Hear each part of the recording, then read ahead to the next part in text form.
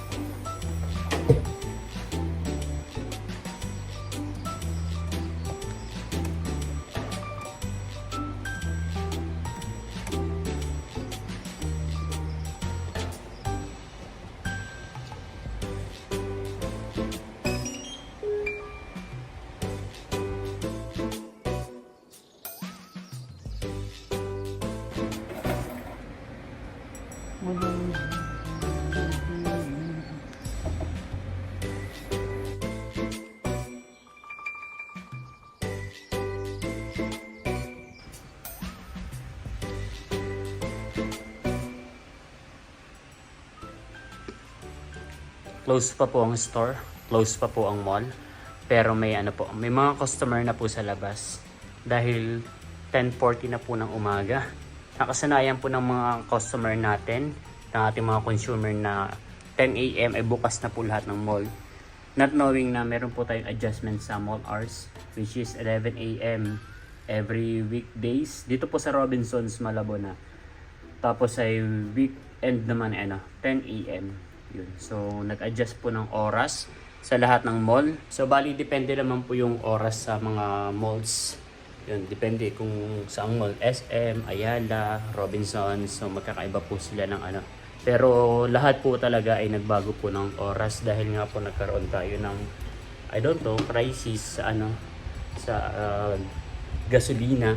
So, kailangan po magtipid ng buong bansa.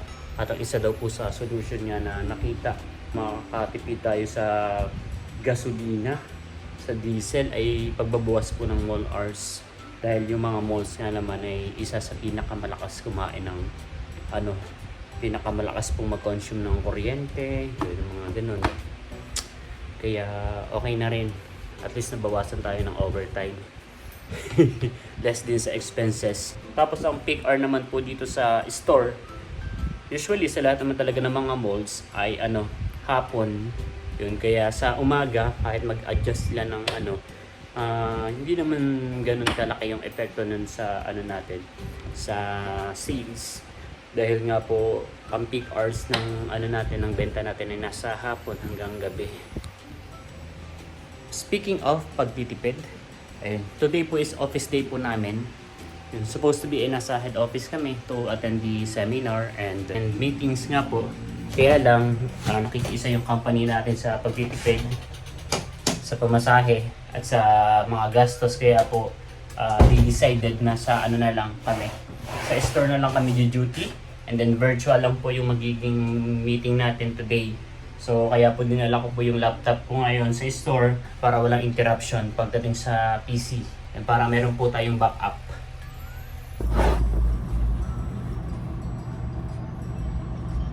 Naman na kami yan. Thank you. Sir RJ, Sir Francis, baka po may additional kayo.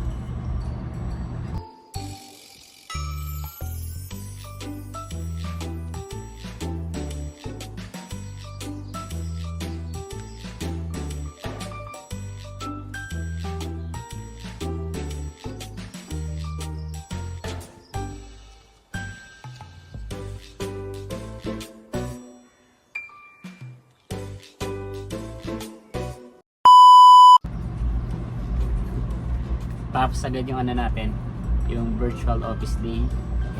So, sakto 3 p.m. Nag-start po kami sakto 11, 12, 2, 3. O 3 hours lang kasi may 1 hour break kami. Yun. So, mabilis lang kapag virtual kasi ano eh, dire-diretso ba yung flow. Not unlike sa mga sa physical office day talaga yung nandun tayo sa office, nagkakaroon ng mga technicalities. Ganun talaga pag live, di ba? Not unlike kapag ganito, dire-diretso na. Naka-flat na lahat ng mga videos, presentation, nagagawin. So, mabilis lang. And then sa mga award, kapag tinatawag, dire-diretso lang, tawag lang. Kapag sa mga office kasi pumupunta pa sa harap. And then, yun, nag-ano pa, nag-picture taking pa. Doon pa lang sa picture taking, inaabot tayo ng siyam-siyam sa mga awardees, sa mga birthdays, sa mga newcomers natin, ng mga home managers.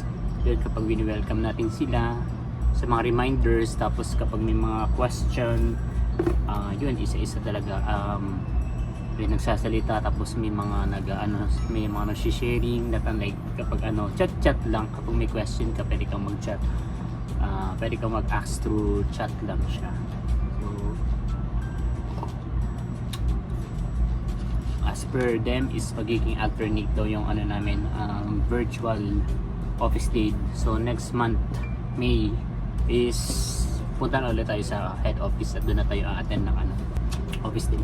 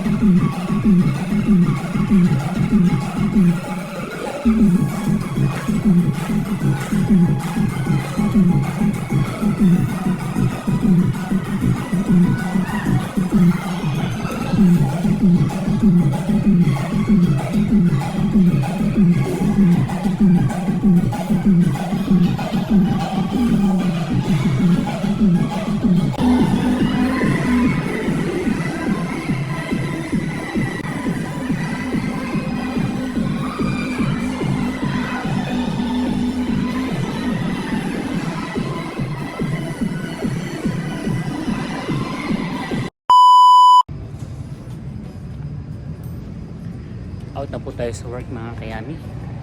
Medyo na-haggard tayo kasi may mga binuhat tayo ng mga stocks, tsaka nagtapon tayo ng mga karton na mga corrugated box. Yun. So buti na lang po kanina at pagkatapos ng namin, ng meeting namin, po nag-start yung Zumba. Yun. Ingay sana kung sabay yung Zumba tsaka yung office day namin kanina, virtual office day. So dadaan po tayo ngayon ng palengke. Sana ay open pa para makabili po tayo ng pang-ulam-ulam ng ating mga alaga. Let's go.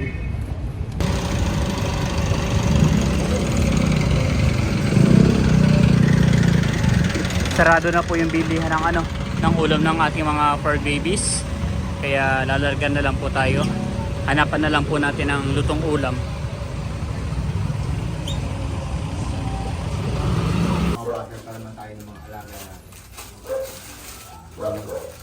Nakauwi na nga po tayo ng bahay mga kayami.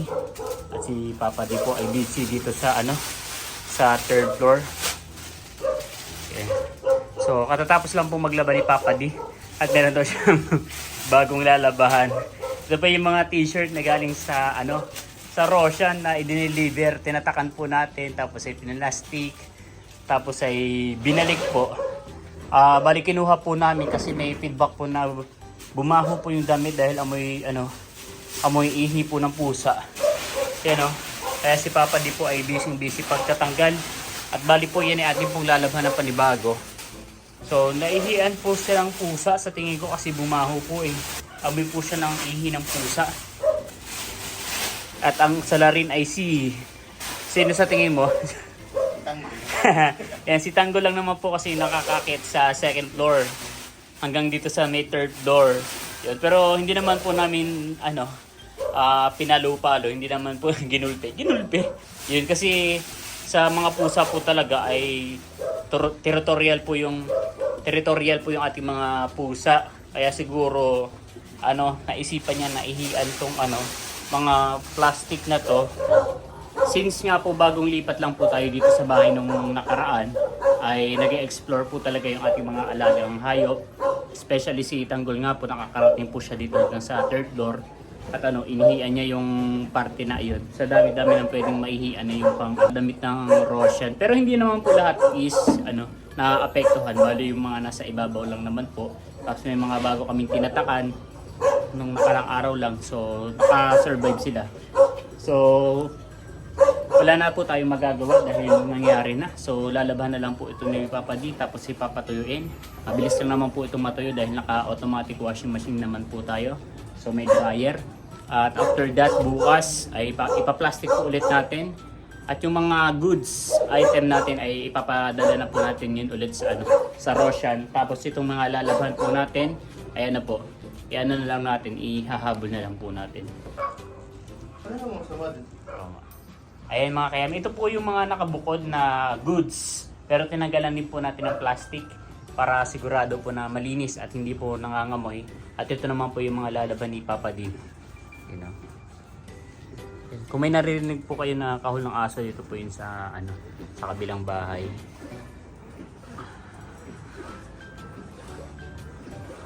Medyo madilim po pala talaga sa taas, hindi po ganun kaliwanag yung ilaw.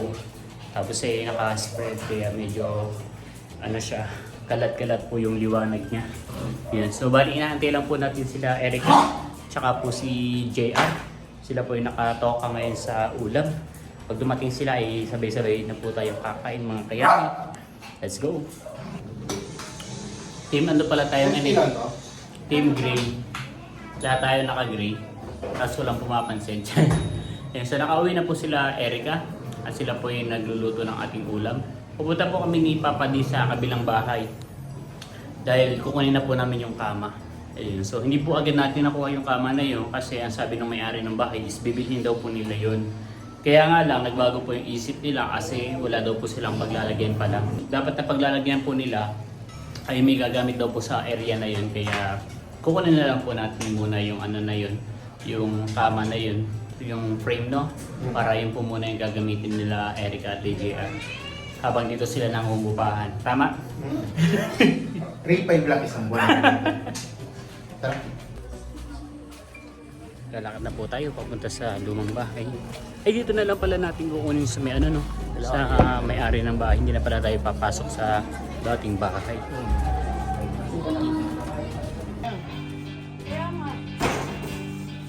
Ito para pala ito. Masyadong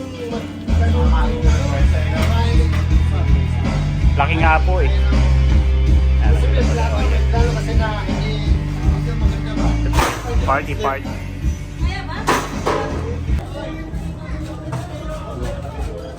Nauna na po tayo. Iniwan na natin si Papa D at may kausap pa po. So magaan lang naman po itong frame. Yun. Hati po kami ni Papa D ng dala. Sa kanya yung mga mahahaba. Ganito pala dapat yung tamang pagdadala para hindi mahirap at hindi tumatama sa taas. A few moments later. Kawawa naman itong electric pa na to. Pahaba? O pahaba na lang, lilit yung daanan. Sige. Medyo. Ay, naka-ano na yun, naka-play na yun.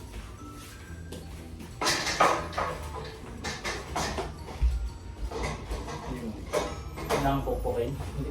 Ano man? Hindi po mo. Bakit mo lang agad yan? Ay, sa gitna na ba agad yan?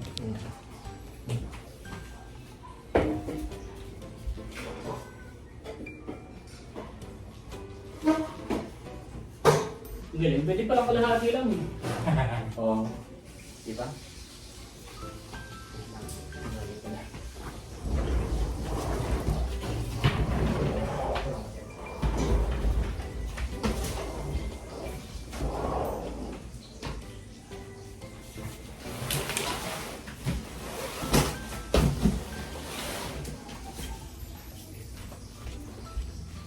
Hindi pa po talaga naayos nung itong gamit po dito sa second floor kaya hindi ko po mapapakita sa sa video.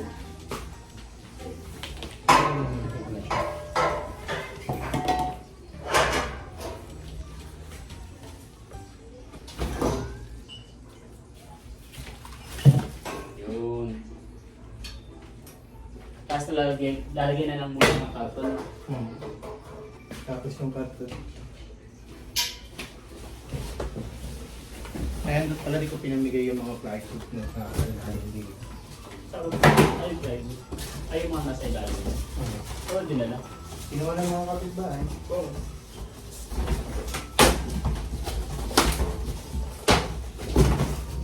Wala na din tayo nakakita ng mga karton natin na tapos yung mga yun.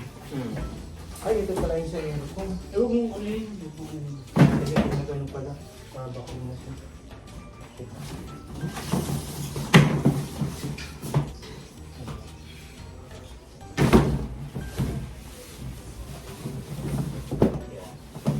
Sakto.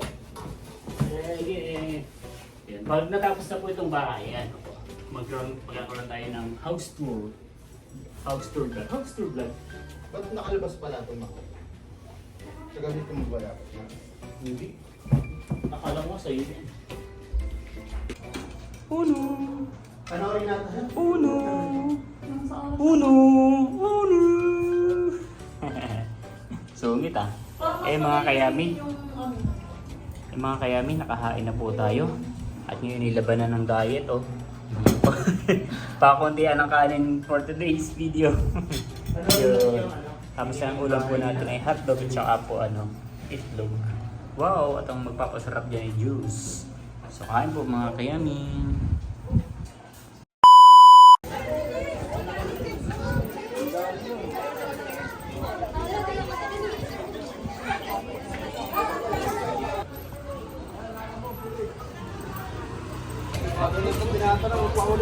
Tapos na po tayong kumain mga kayami. Dahil nga po kanina ay sarado yung palengke. Yung binibilang po natin ng ulam ng ating mga baby. Ay bibili na lang po muna tayo ngayon ng barbecue para sa kanila po. Napikatan mo ng motor, bye.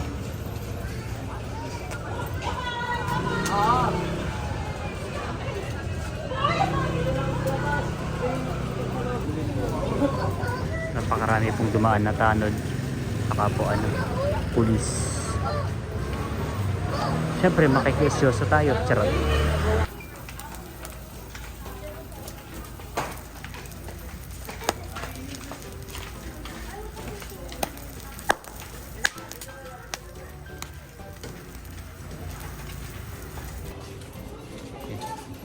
Mabili na po tayo. Nangihingi po si Bulo na ng pagkain sa papa. Wala, nangihingi po.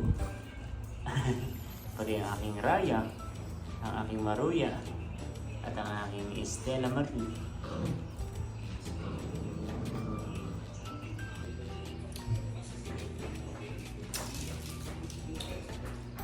May pa-ice cream si Mayor. Lumabas po si Papa D at bumili po ng ice cream dahil katatapos niya lang po magsampay ng mga ng mga inihian ni Tanggol ng mga damit. Harap. So dito na po tatapusin ang video na to dahil mag-i-edit pa ako. Maraming salamat po sa lahat po ng mga nagko-comment, sa lahat ng nanonood at sumusuporta hindi lang sa akin channel kundi sa buting hitik. Hanggang sa muli para sa isa na namang masaya at masarap na vlog. Bye-bye.